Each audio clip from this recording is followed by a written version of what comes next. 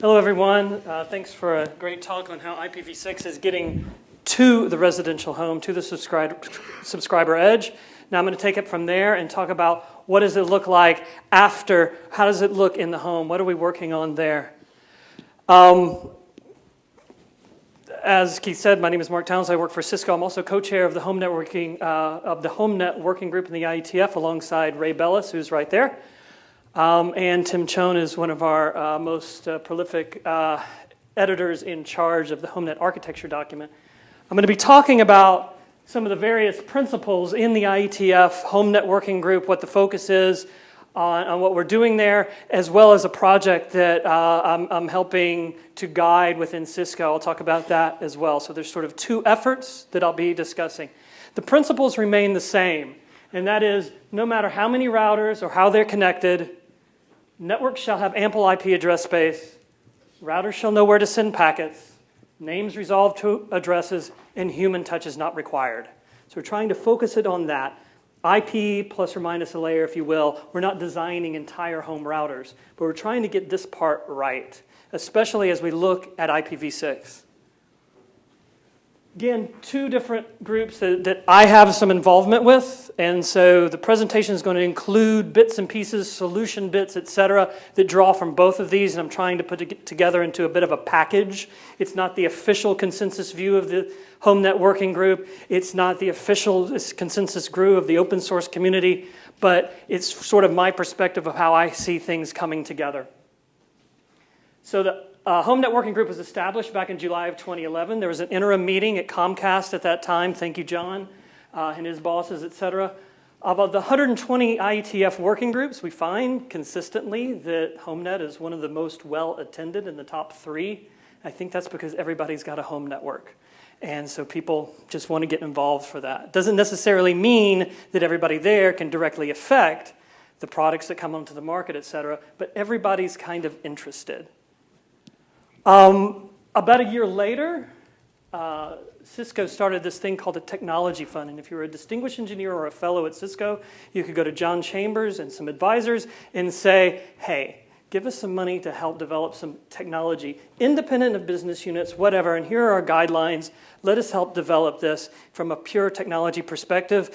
And the Homenet Tech Fund was one of the first to be awarded some funding in order to do that. And our guidelines for this part of the project was to seed open source into the community so that some of these new technologies, as they were defined with the IETF, with other interested folks, we could seed that into open source, because what we realized in the home networking market, a lot of these little home routers use open source software from OpenWRT and other packages. So I've been kind of guiding that as well.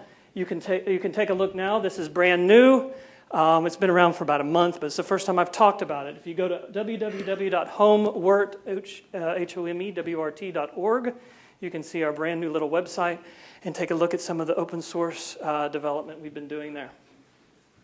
So again, on scoping, we're really talking about the plumbing in the home network. Multi-router, this is IETF HomeNet scope, roughly in bullet points. Multi-routers, multi-ISP, so we're thinking about multiple SPs from the start here. Arbitrary topology, we want to be able to plug it in any which way, because that's what home users do anyway. Automatic prefix configuration, name resolution, service discovery, bit of security, IPv6 focus with IPv4 in mind. So the design is based on IPv6, but if we do anything that's applicable to IPv4, we're not trying to abandon it completely. If we can improve IPv4 in the process, that's great. So where are we in the home networking today, speaking of IPv4?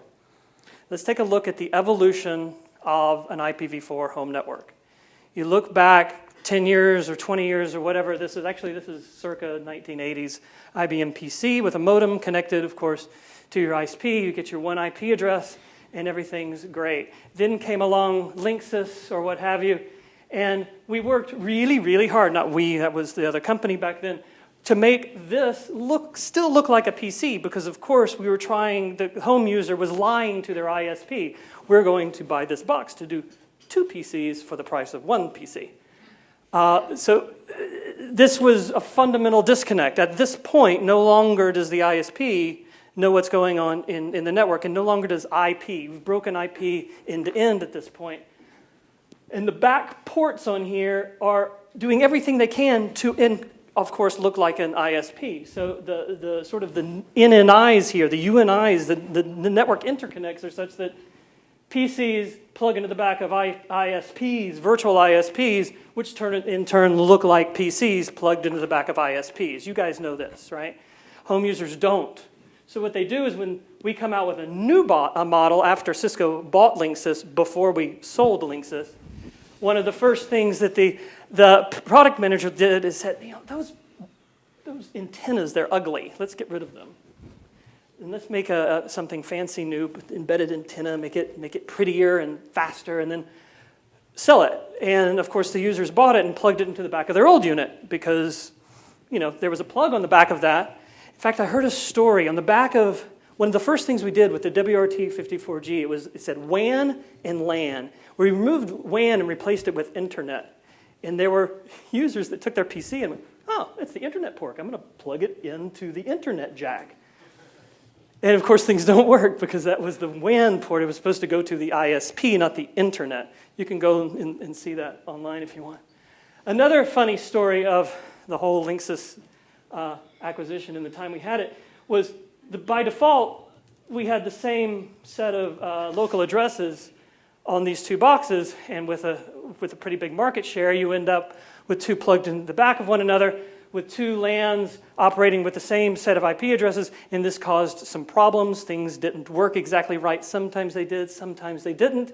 So what did the user do? They took the router back to Best Buy, replaced it with a D-Link. And D-Link used a different IP address range, so it magically worked. The user thinks, oh, okay, the D-Link works better than the Linksys. This was a story I heard from a D-Link product manager. We didn't know it was happening.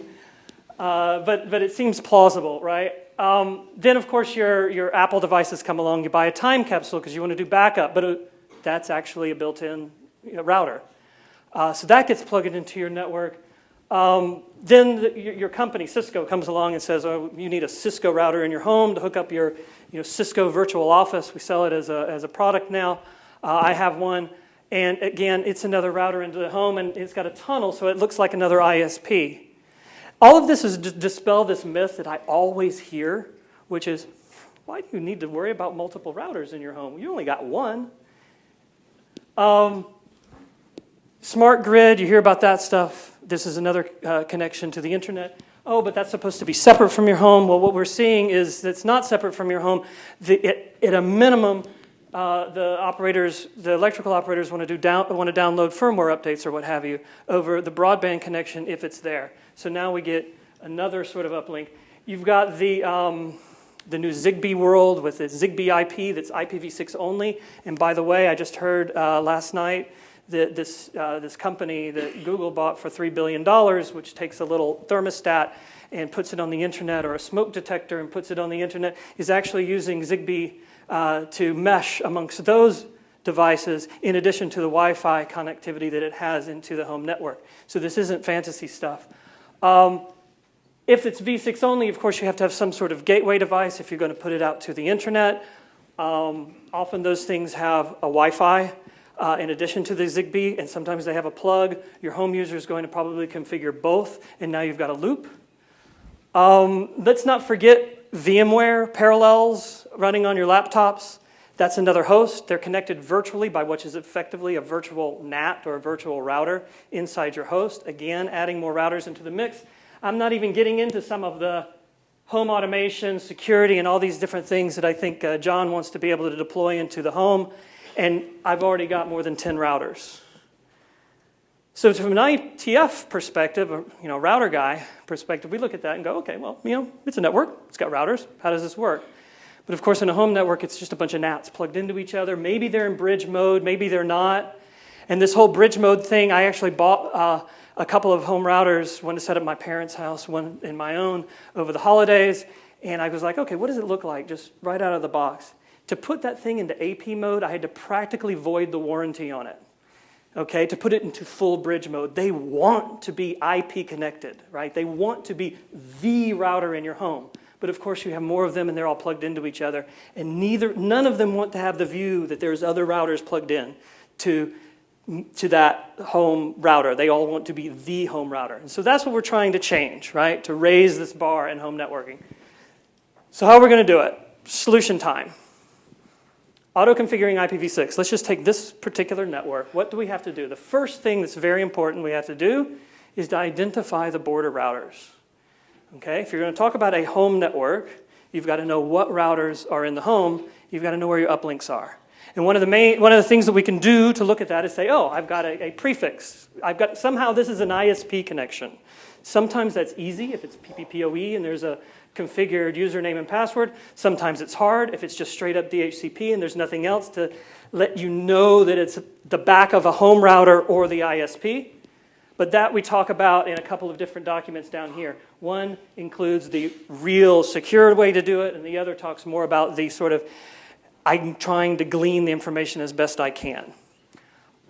But let's say we've solved this and we get delegated prefixes, you're running 6RD, whatever it is, there's a manually configured link, you've got these various uplinks and you know you've got IPv6 prefixes coming down to those red boxes. The next step, I got to know what the topology in the home is like. Remember, this is arbitrarily connected. I've got to sit there and look at it, okay, what kind of topology do I want? Routing protocols know how to do this. So what we've seen is OSPF as well as OSPF has been around a little bit longer, ISIS is coming up now. Ways to do this with routing protocols. Routing protocols know how to discover neighbors. They know how to eliminate loops, these kinds of things. What's important here is to basically have a list of the routers in the home. And they're talking to each other in a peer-to-peer, not client-server fashion. They're not, they're basically finding how they're interconnected to one another so that I can start flooding configuration information, which is coming up next. So what we have running in the tech fund, in our prototypes, et cetera, is an algorithm that was developed by a student of mine, actually. There's a whole academic proof on it that can identify the various neighbors as well as a designated, so when you have a multiply connected link, we identify one designated interface to interact with the hosts. So now I don't have that problem of I've got a PC connected to two routers, both trying to do DHCP, and it's completely undeterministic, which is the sort of the state of play in a normal home network today. We go ahead and say, all right, these are routers connected to each other. Boom. I'm the router for this link. I'll do DHCP for you, et cetera. So that's sort of the next step, right? One active DHCP server per link, as well as DNS, as well as DNSSD. Basically anything that is stateful for the host served by one router, and the routers themselves flood and exchange information about IPv configuration. What does that mean for IP addresses? These IPv6 prefixes that came in from the ISPs get split up by a distributed algorithm and assigned one per link. Okay, so 1/64 per link that router can hand out to hosts. 1/64 per link per ISP uplink. Okay? 3 ISP uplinks, that's 3/64s per link. So when you're configuring the hosts get at least one IP address, global, per prefix. Okay? This is different than in IPv4. In IPv4, interfaces have one address. In IPv6, they have one address per uplink, per prefix in that network. In IPv4, so that was IPv6. Let me get back to that. Boop. That was IPv6. That's sort of bootstrapping, auto-configuring IPv6. So you have a routed home, no NATs, end-to-end, and we have all this running in prototype code that you can go look at that homework.org website. It's also defined in various drafts and various forms. Who knows if it's going to be OSPF here or some other routing protocol, but all of that's sort of in play. The fundamental algorithms are all there, and they're pretty solid, and they've been running. We've had little demos at various bits and bytes over the past IETFs, et cetera. We even showed some of it at CES in one of our booths at Cisco a few weeks ago in Las Vegas. So How does it look with IPv4? It's all exactly the same, except you've only got one prefix in the home, and that's the private IP address pool, okay? You don't have this idea that each ISP can come along with a prefix and you independently carve those up and hand them out to the hosts. Instead, the routers have to go, okay, we agree upon 10 dot space for this home, for example. Then they carve that one address space up. So that's that extra space, extra step here. Other than that, all the algorithms are the same, including this ability to run one DHCP server per router when there's multiple connected together and all this stuff, right? Now, what are some of the implications of this? So it sort of points out that IPv6 isn't just about 96 more bits. It starts to expose a very fundamental difference between v6 and v4, and that is this ability for a single interface to have multiple addresses on it. And all IPv6 hosts do this from scratch, are doing it right now in this room, okay, to have more than one IPv6 address active. And I'm going to get into what you can do with that in just a minute. Another thing that we can start thinking about, because we have the topology, because we have the list of routers that are part of a single home net, we can do multiple link service discovery, DNSSD, MDNS kinds of things, bonjour service discovery, if you will, within the home, something that is traditionally only done on a single link or bridged network. Right? We can actually use some of the work that's ongoing in the DNSSD extensions working group by Stuart Cheshire from Apple and others to be able to, in a scalable manner that works with existing bonjour clients, to have home-wide multi-link service discovery that's zero config still. And the reason we have that is we have this ability to flood information amongst all the configured, all the routers, and you have that list of routers that's constantly, available to you. And the way it ends up looking is a host says, I want to find a printer. And it does that with MDNS on the local link, and it does that with DNSSD to its DNSSD server, which was set up in the beginning because, well, we know this router is handling the configuration of that host, and he says, oh, I'm your DNSSD server, right? So this host says, all right, well, when I look for a printer, I'm going to look on my local link, and I'm going to ask that DNSSD server. Traditionally, that's where an administrator has configured in the printers in use, but we don't want to have to do that.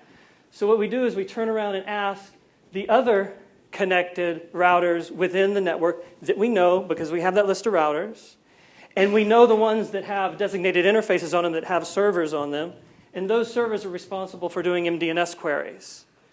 That MDNS query goes out, the response comes back from the printer. Okay? And now, last step, we go up and give the result to the querying host. No state, no caching of anything. It's all very automatic and backed up by these drafts. And we have that operating as well. It seems to work pretty nicely. I still haven't talked about routing yet. All of this you could do without a full-on ISIS, OSPF, etc. If you have ISIS or OSPF there, it's nice because you could have used the ISIS or OSPF topology in order to get those list of routers, but it could have been sort of a separate protocol, separate daemon. Because I really haven't talked about doing SPF or Dijkstra or any of that kind of stuff yet. But now let's talk about that. Routing IP. Remember, so with IPv6, we're going to talk about for IPv6 and IPv4. For IPv6, remember I've got more than one address on these hosts. If I have traffic being sourced from this host, and I want it to go out to the internet and not get dropped immediately because, of course, everyone does BCP 38, right? You have, if the source address, remember I've got multiple source addresses, is going to have to match on that outgoing link. So I have to say, all right, if the source address was B, I better take this exit. If the source address was C, I better take that exit. And that's what we call source plus dest routing. It's different than what you would normally do in basic destination-based routing. But these home routers are most used to doing NAT, which is another funny kind of routing. This is source plus dest routing, which actually is available in most of the Linux implementations and wasn't too hard to do. Bunch of documents on sort of different different ways to do it, et cetera, how you encode that in ISIS or OSPF. But really, it's the routing protocol's job to program the forwarding tables to be able to handle this source plus dest routing. So what this means is, IPv4, I got to talk about that. Difference in IPv4 is you have an unpredictable egress here. We're not really doing anything special. You don't have the source filtering problem because you do NAT here and you fix up the source every time you leave. But you really don't know which egress it's going to go out because there's no way to set that. So that's sort of the v4 limitation. But it's still going to be no worse than today. You're still going to get out. You just can't be deterministic for how you're going to get out, unless it's just by virtue of where you have designed the topology of the network or something. In an arbitrary network, it doesn't work. So basically what I'm saying here is a little conversation here to, can you read this? It says, so the source address I select affects the path taken through the network. Old host says that. Router says, yes, that's right. You choose what source address you want, and I'll make it sure it gets down the right path. That's the sort of the division of labor between the two. Of course, the host is like, what? You mean, I've never asked the user for this kind of information before. How am I going to expose this to the user? You're trying to tell me that I have to tell the user, like, per application or something like that, which exit to use. That's like just too much. I can't do that. And then Mr. iPhone comes in and is like, I do it all the time. Right? You go into your iPhone, and it's got a 3G and a Wi-Fi interface, and it tells you, okay, this application, do you want it to use 3G or not? This is the same kind of interaction we're talking about at sort of the baby step level, but at layer 3 rather than layer 2. Okay? So you imagine you have this iPhone connected into a Homenet sort of like this with a router that's a 3G interface or maybe LTE now in the UK. Yay. Or a fiber interface, right? It doesn't matter if they're off several hops away as long as they're feeding in IPv6 prefixes that stay together until they get to that device. When this device gets into the home with one SSID for your home, not multiple ones, one SSID for your home, but two prefixes that correspond. One is 3G and one is fiber. Plug into the exact same APIs, and you have the exact same behavior as you do now with 3G and Wi-Fi on that iPhone. It's just projected a few hops away. So that's sort of the initial step we're talking about here, and that's all defined in DHCP. So that basically the properties about the particular uplink come in from the ISP, or maybe are determined by your physical characteristics of the router. That's combined into properties that go through whatever Homenet synchronization protocol, whether it's a routing protocol or what have you. And then by the time they're programmed to the host with DHCP, basically that information is just propagating all the way down so that the host can get it as part of its prefix rather than part of the layer 2 connectivity below. Now, take that same principle and start thinking a little bit beyond what you can already do today with a multi-homed host, and start thinking, okay, well, now I've got this, dare I say, SDN-ish ability to communicate network information up into each prefix. Oh, sorry, I've reversed the picture. ISPs are over here. This was done by one of my students. The IPv6 prefixes come with information. Let's call them colors for now. We can argue about, it's a number. We can argue about its scope and what it means and how it's configured, but it's something that the ISP tells you about its network beyond just physical properties. And in turn, an application can talk to some sort of controller or application, whatever, and match two things up and say, aha, you have a blue prefix. My application likes blue prefixes. I'll be using blue prefixes from now on. And blue prefix maps to source address, and source address maps to path. So now I have a full connection. Another really fun thing you can do, if you have a home network that's routed, that knows how to do exchange routes, first of all. It also knows how to do this service discovery across multiple links, etc. You can think, okay, what kind of innovative, crazy things can I do? And I asked a student of mine, all right, what if I wanted to share devices in my home network like I share photos on Facebook, right? That's kind of exciting for them to work on. They're 20 years old, whatever. He came up with this, where without any additional infrastructure, he used Google Plus to create a page which was associated with his identity. That page was in turn associated with his home network, and he could look at his other friends to find other pages that were associated with their home networks, exchange information, set up tunnels, exchange routes through the pages, APIs, etc.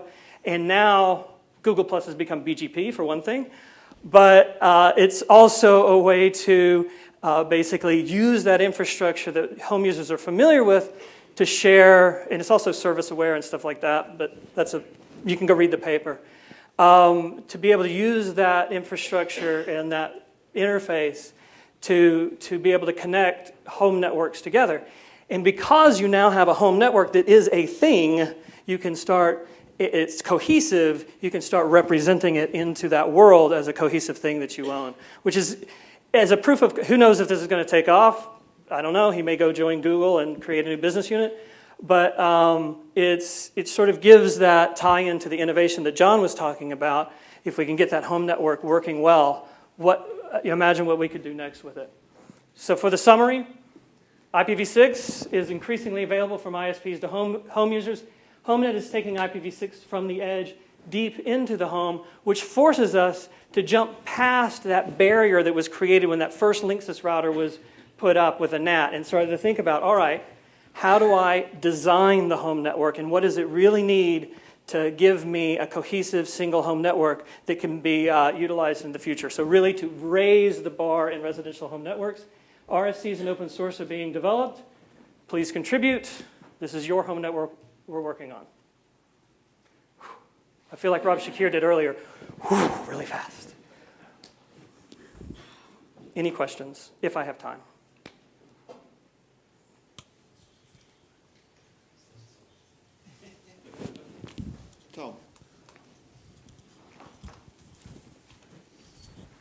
Tom Bird, Portfast. So if I want to buy one of these boxes in the future, how do I know it will actually have this in it? Is there going to be like a sticker you can put on it? Not exactly my department, but like with anything, the set of RFCs or what have you, I don't know how that's going to play out, right? If Homenet will become a trademark term, or if it just becomes part of the next IPv6 Ready logo program, or Comcast markets it in their products. I'm not really sure. It could go a number of different ways. As a network enthusiast, just go to Home WRT and start and reflash your box. But certainly the goal is to eventually have it be ubiquitous to the point that, just like you don't really have to ask whether you have PPPoE or DHCP in your home router, it's there. We would like to see this just be there, but it'll take a little bit of time. Thanks. Joe. Oh.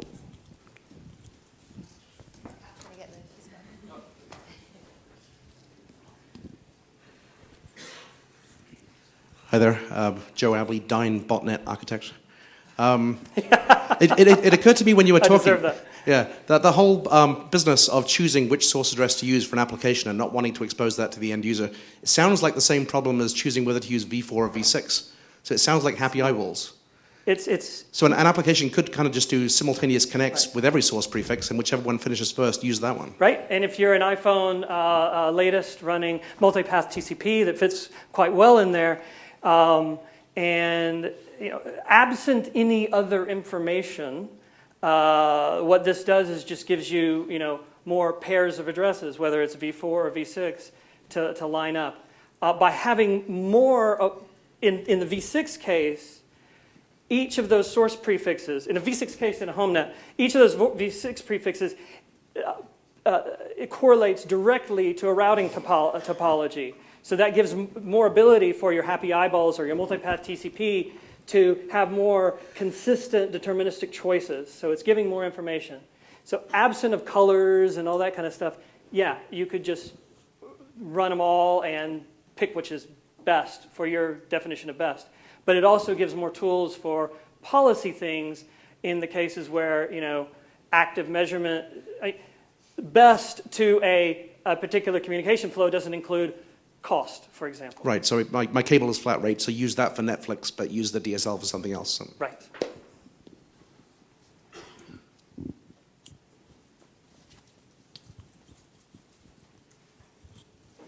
Bob Slade from EE again.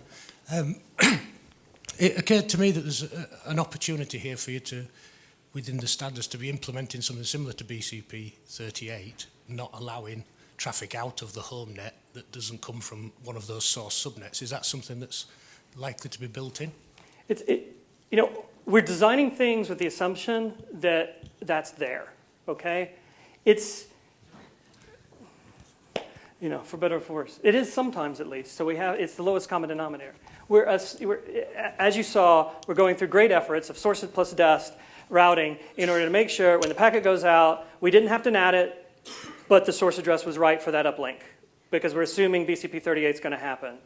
You know, whether we mandate it in the home router or not, we could talk about that, right? It's a sort of a scope question, right? Is it the home router that does that, or does it really need to be the uplinks? And now you get into security, because if you're doing this for a security reason, doing it in the home router, something that the hacker can replace, it's kind of silly. So, yeah, we're designing with it in mind. Not sure if the home router is the place to enforce it for security. Anything else? That's great. Thank you very much, Mark. Thank you.